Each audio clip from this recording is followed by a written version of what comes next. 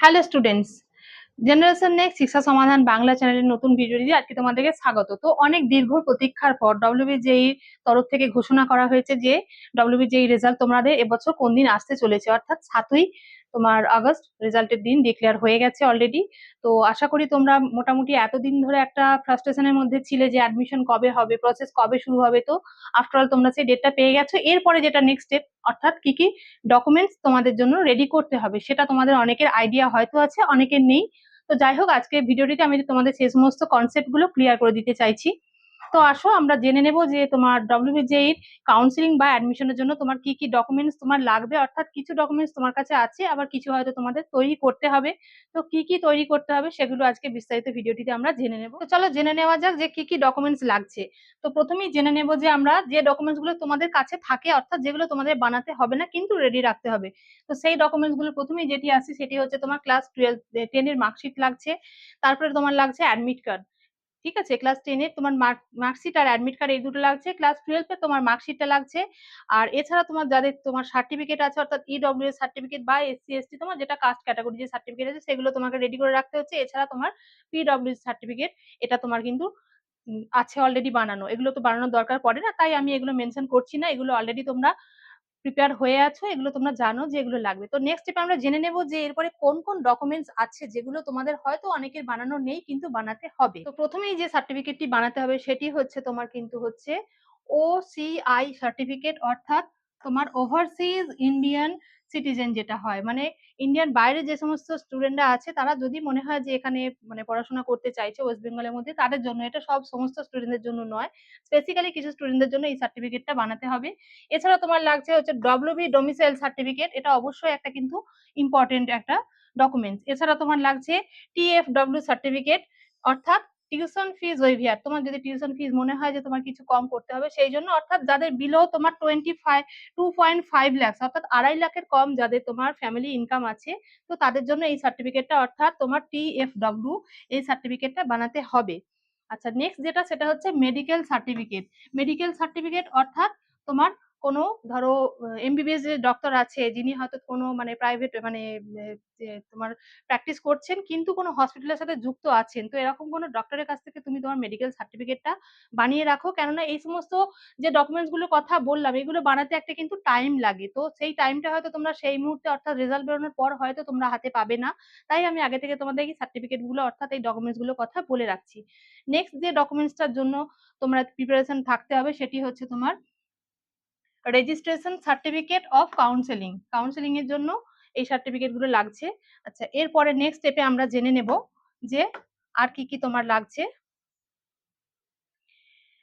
রেজিস্ট্রেশনের সময় তোমার মেনলি যে ডকুমেন্টস গুলো লাগছে সেগুলো হচ্ছে, 1 নম্বর হচ্ছে ব্যাংকের পাসবুক লাগছে, 2 নম্বর হচ্ছে তোমার উচ্চ মাধ্যমিক অর্থাৎ ক্লাস 12 এর বা এইচএস এর মার্কশিট লাগছে, আর 3 নম্বর হচ্ছে আধার কার্ড। এই 3টে ডকুমেন্ট যদি তোমার থাকে তাহলে তোমার রেজিস্ট্রেশনের সময় তোমার রেজিস্টার হয়ে যাচ্ছে।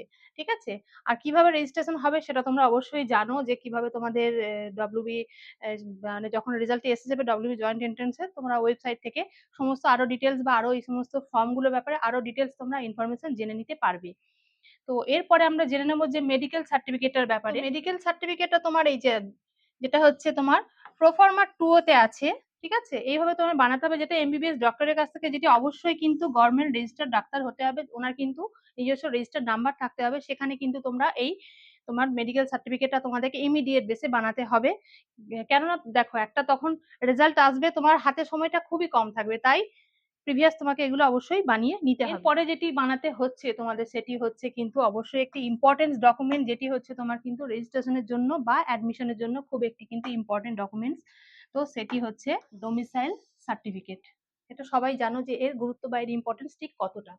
তো বেসিক্যালি যারা ধরো মানে মিউনিসিপ্যালিটি এরিয়ায় থাকো বা যারা পঞ্চায়েত মানে গ্রামের দিকে থাকো, তো তারা সেখানে পঞ্চায়েত অফিস থেকে অথবা মিউনিসিপ্যাল অফিস থেকে, যারা বেসিক্যালি মিউনিসিপ্যাল এরিয়াতে থাকো তো তোমরা সেখান থেকে এটা পেতে পারবে। তো এর জন্য তোমার ভোটার কার্ড, আধার কার্ড, এই দুটোর মধ্যে একটা লাগছে। অবশ্যই আধার কার্ডটা ফার্স্ট প্রেফারেন্স থাকছে।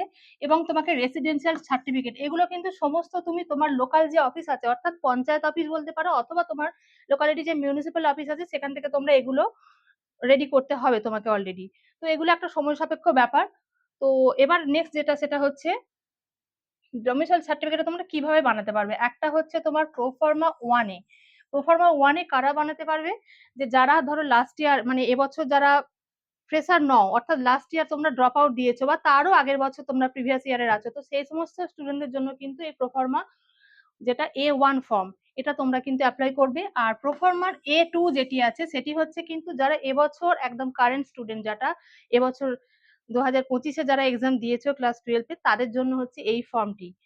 তো নেক্সট স্টেপে আমরা জেনে নেব যে আর কি ইম্পর্টেন্ট ডকুমেন্ট আছে যেটা তোমাদেরকে বানাতে হবে। সেটা হচ্ছে তোমার কিন্তু ওবিসি অর্থাৎ এনসিএল সার্টিফিকেট। তো এনসিএল সার্টিফিকেট যেটা আছে সেটা অনেকেই হয়তো এটার ব্যাপারে অবগত আছো, তাও আমি তোমাদেরকে একটু ইনফরমেশনটা দিয়ে দিতে চাইছি ক্লিয়ার কনসেপ্ট ক্লিয়ার করার জন্য। যেটা হচ্ছে তোমার দুটো ফরম্যাটে তোমরা এটা বানাতে পারো, একটা হচ্ছে WBJEE ফরম্যাট থেকে তোমরা এটা নিতে পারো, অথবা তোমরা গভর্নমেন্ট ফরম্যাটে নিতে পারো।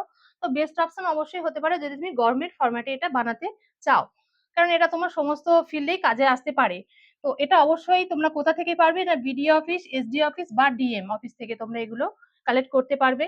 আর এখানে অ্যাপ্লাই করার পর, অনলাইনে অ্যাপ্লাই করলে অ্যাপ্লাই করার পর তোমরা এই অনলাইনে স্ট্যাটাসে জেনে নিতে পারবে যে তোমরা কতদিন সময় লাগছে এটা হতে।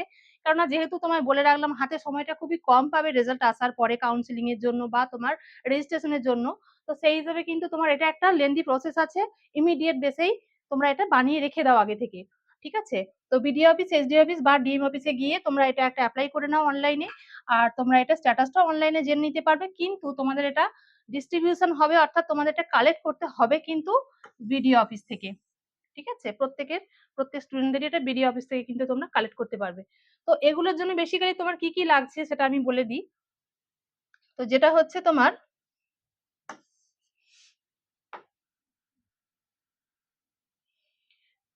2 কপি ফটো লাগছে, 2 কপি ফর্ম লাগছে, ঠিক আছে? ওটা নিয়ে তোমার যেতে হবে। এছাড়া থাকছে তোমার কাস্ট সার্টিফিকেট, এছাড়া তোমার মাধ্যমিকের অ্যাডমিট কার্ড লাগছে, আধার কার্ড লাগছে, তোমার র‍্যাঙ্ক কার্ড লাগছে। এখন হয়তো র‍্যাঙ্ক কার্ড অনেকে হাতে পাওনি, কেননা রেজাল্ট এখনো আসেনি, 7 তারিখে আসবে। তাই তোমরা এই যে রেজাল্টের যে অ্যানাউন্সমেন্ট বা অ্যাডভার্টাইজমেন্ট যেটা আছে সেটা তোমরা ওখানে শো করতে পারো, সেটার মাধ্যমেও কিন্তু তোমরা এটাকে কালেক্ট করতে পারবে। আর লাস্ট যেটা আছে সেটা হচ্ছে কিন্তু তোমার ইনকাম সার্টিফিকেট, বা যেটা ডিস্ট্রিক্ট পোর্টাল থেকে বিডিও অফিস বা এসডি অফিস থেকে তোমরা এটা নিতে পারবে। তো এই সমস্তগুলো কিন্তু লেন্দি প্রসেস, বারবার আমি এটা মেনশন করছি এই কারণেই, কেননা একটা দিন মিস হয়ে গেলে তোমার কিন্তু আর একটা ইয়ার মিস হয়ে যাবে। তো সেটা যাতে না হয় সেই জন্যই আজকের ভিডিওটি তোমাদের কাছে কিন্তু খুবই ইনফরমেটিভ। ইডব্লিউএস সার্টিফিকেট,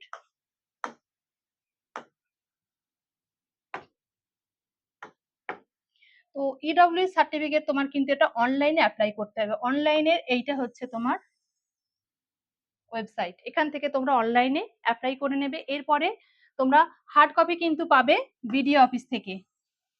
আর অ্যাপ্লাই স্ট্যাটাস তোমরা অনলাইনে দেখে নিতে পারবে। First as soon as possible, পারলে আজকেই তোমরা এটা অ্যাপ্লাই করে নাও এটার জন্য। ইডব্লিউএস সার্টিফিকেট এখনো যদি বানানো হয়নি, কিন্তু বেসিক্যালি স্টুডেন্টরা এখন অনেকে এটা অনলাইনে যেহেতু বানানো খুব ইজি, তাই অনেকেই এটা বানিয়ে রাখছে। তো তুমি আজ যদি তোমার এখনো বানানো না হয়ে থাকে, ইমিডিয়েট এটা বানিয়ে নাও। তো হার্ড কপি তোমরা পেয়ে যাচ্ছ বিডিও অফিস থেকে, আর এরপরে তুমি স্ট্যাটাস চেক করে নিতে পারবে, তারপরে তোমার এটা অনলাইনে তুমি পেয়ে যাচ্ছ। এই হচ্ছে আর যে ইনফরমেশন দেওয়ার ছিল, বা যে ডকুমেন্টস গুলো তোমার লাগবে বলে মনে হচ্ছে, তো সেই সমস্ত ডকুমেন্টস গুলো আরেকবার তোমরা চেক করে নিতে পারো যে কোন কোন ডকুমেন্টস তোমার এখনো তৈরি হয়ে নেই, বা তোমার রেজিস্ট্রেশনের জন্য লাগতে পারে, বা তোমার অ্যাডমিশনের সময় তোমার সময় কমের জন্য তুমি হয়তো এটা বের করতে পারবে না। তো এই সমস্ত আরো ডিটেলস জানার জন্য নিচের দেওয়ার নাম্বারটি তোমরা আজই কন্ট্যাক্ট করে নাও। হোয়াটসঅ্যাপেও তোমরা আমাদের সাথে যোগাযোগ করতে পারো। রেজিস্ট্রেশনের সময় কি কি ডকুমেন্টস লাগছে সেটি তোমরা ভালো করে নোটিফাই করে নাও, এবং যে ডকুমেন্টস গুলো তোমার পেন্ডিং আছে সেটা তোমরা স্ক্রিনশট তুলে নিয়ে গার্জেনদের সাথে আলোচনা করে কিভাবে এটা তোমরা বের করতে পারে, যেটা মনে হচ্ছে এসডি অফিসে বিডি অফিসে গিয়ে করতে হবে, সেটা আর একটা দিনও পেন্ডিং না করে আজই তোমরা এই প্রসেসটা শুরু করে দাও। যেটা অনলাইনে অ্যাপ্লাই করতে হবে আজই তোমরা আমাদের ওয়েবসাইট থেকে নিয়ে নাও, সমস্ত ইনফরমেশন নিয়ে তোমরা ওখান থেকে অ্যাপ্লাই করে নাও। তো আশা করি আজকের ভিডিওটি অনেকটাই তোমাদের কাছে ইনফরমেটিভ হলো। তো ডব্লিউবিডি রেজাল্ট আসছে, এরপরে তোমরা কাউন্সিলিং এর জন্য প্রিপারেশন নাও। যাদের মনে হচ্ছে যে এখনো কলেজ সিলেকশন তোমরা করতে পারোনি, তো কলেজ সিলেকশনের ব্যাপারেও আমরা তোমাদের অনেকটা হেল্প করতে পারবো। তোমার কোন ব্রাঞ্চটা তোমার জন্য ভালো হবে, তোমার নাম্বার অনুযায়ী তোমার কোন কলেজটা তোমার সব থেকে ভালো হবে, লোকেশন ওয়াইজ তোমার বাজেট অনুযায়ী, সবটা আমরা নিয়ে ডিসকাস করতে চাই। তো অবশ্যই তার জন্য তোমরা আমাদের সাথে থাকো, এবং আমাদের নিচের দেওয়া স্ক্রিনে যে নাম্বারটি দেওয়া আছে এখানে হোয়াটসঅ্যাপ করো অথবা কল করে নাও। সবাই ভালো থেকো।